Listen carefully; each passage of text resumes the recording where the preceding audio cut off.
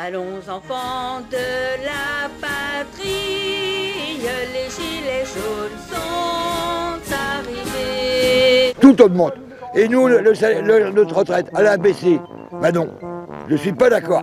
Donc partout où on passe, on est très bien reçu parce qu'on fait plutôt, comme on fait des manifestations sympathiques. Parce que je suis consciente qu'on a vraiment besoin de changements au niveau de l'écologie, d'amélioration et tout ça. Et toutes ces taxes qui s'ajoutent petit à petit, et qui éco-taxes aussi, qui petit à petit nous empêchent d'avoir, on est de moins en moins d'argent, quoi. Et comme je dis, vive les gilets jaunes! Bonjour à tous.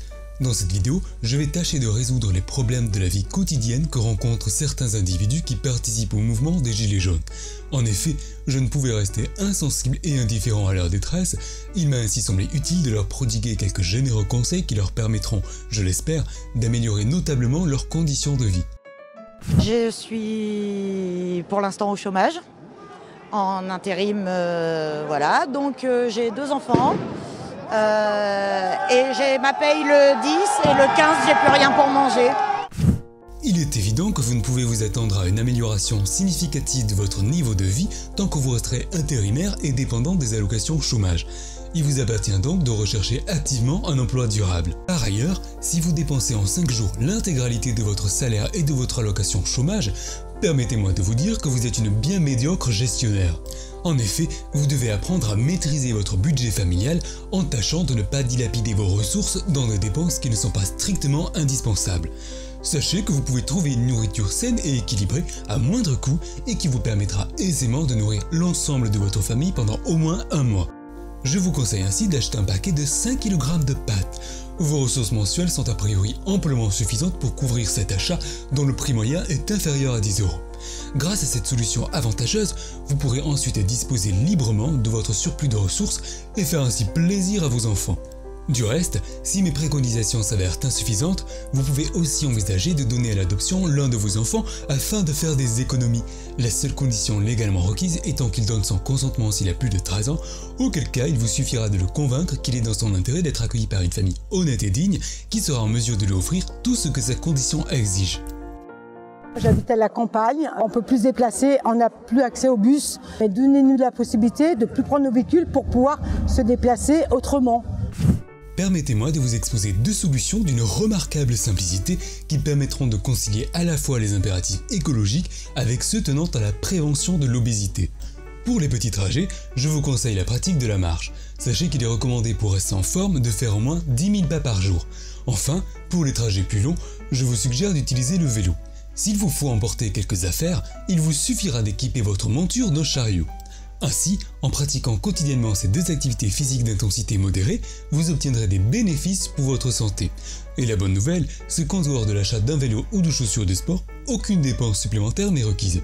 Nul doute qu'au vu de ces éléments, vous vous empresserez de mettre en œuvre mes modestes mais néanmoins salvatrices solutions.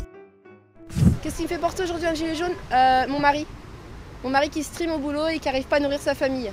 Voilà pourquoi je porte un gilet jaune aujourd'hui. Parce qu'on n'arrive pas, parce que 15 mois il n'y a plus rien dans le frigo, parce qu'on galère tous. Il ressort de votre discours que votre mari est le seul à travailler dans votre foyer. Il est évident qu'un seul salaire risque fort d'être insuffisant pour subvenir aux besoins d'une famille entière. En effet, l'oisiveté n'est pas très rémunératrice. Une solution naturelle s'impose. Je vous conseille de travailler afin d'augmenter substantiellement vos ressources et votre niveau de vie. Vous verrez que vous vous en sortirez bien mieux à la fin du mois avec 2 salaires pour nourrir une famille. Devoir aller faire ses courses et de compter, de faire les courses avec la calculette, de devoir refuser de plus en plus de choses à ses enfants. Moi j'ai 2 enfants, aujourd'hui les sorties sont de plus en plus rares, les cadeaux de Noël sont de plus en plus restreints. En quoi le fait d'avoir des ressources limitées vous empêche-t-il de sortir avec vos enfants? Votre discours traduit une pensée éminemment matérialiste. Tout ne s'achète pas. Je puis ainsi vous proposer un noble loisir qui ne requiert aucune dépense particulière, la marche. C'est de plus une activité salutaire pour le corps. Vous pourrez ainsi savourer les bienfaits d'une promenade en plein air avec vos enfants et contempler la beauté du paysage, et le tout sans dépenser le moindre argent. Il en va de même en matière de cadeaux. Un cadeau par enfant suffit amplement. Il n'est pas nécessaire de trop les gâter. Ils pourraient prendre de mauvaises habitudes. La parcimonie est meilleure conseillère de vie que l'abondance. Vous pouvez rendre vos enfants heureux sans dépenser des sommes inconsidérées en jouets et autres bibelots. Faites appel à votre imagination et à votre créativité. Proposez-leur des jeux de rôle, racontez-leur des histoires. C'est ainsi qu'ils développeront leur esprit. Vous verrez que vous leur offrirez le plus beau de Noël. J'ai 3 enfants, j'ai une fille qui galère parce qu'elle n'a pas de diplôme, donc elle se prend des petits boulots, elle gagne 400-500 euros par mois. Comment pourrait-il en être autrement si votre fille n'a aucun diplôme? Elle est directement responsable de sa situation et la seule à pouvoir y remédier. Différentes possibilités s'offrent à elle. Tout d'abord, elle peut s'inscrire en candidat libre au baccalauréat, il lui suffit de contacter le rectorat de son académie. Si ce diplôme est trop difficile pour elle, elle peut aussi envisager d'obtenir un certificat d'aptitude professionnelle, il en existe dans différents domaines. Aucun diplôme n'est d'ailleurs requis pour accéder à ces formations et surtout, il est possible de préparer l'examen à distance. Votre fille a donc l'embarras du choix. Avec 939 € par mois, avec un loyer de 400 € à payer, je peux pas rouler en voiture. J'ai le regret de vous informer que rouler en voiture n'est pas un droit. D'innombrables personnes n'en possèdent pas ou ont appris à s'en passer. De plus, en tant que retraité, vous n'avez aucune contrainte professionnelle qui vous impose d'utiliser régulièrement un véhicule. Ce ne serait donc pas un achat judicieux au regard de vos faibles ressources. Ayez des ambitions qui soient conformes à vos possibilités financières. Vous pouvez utiliser les transports en commun, le vélo, avoir recours au covoiturage ou à vos jambes bien entendu. Vous voyez que les solutions ne manquent pas. Cette vidéo touche à sa fin. J'espère que mes conseils porteront leurs fruits.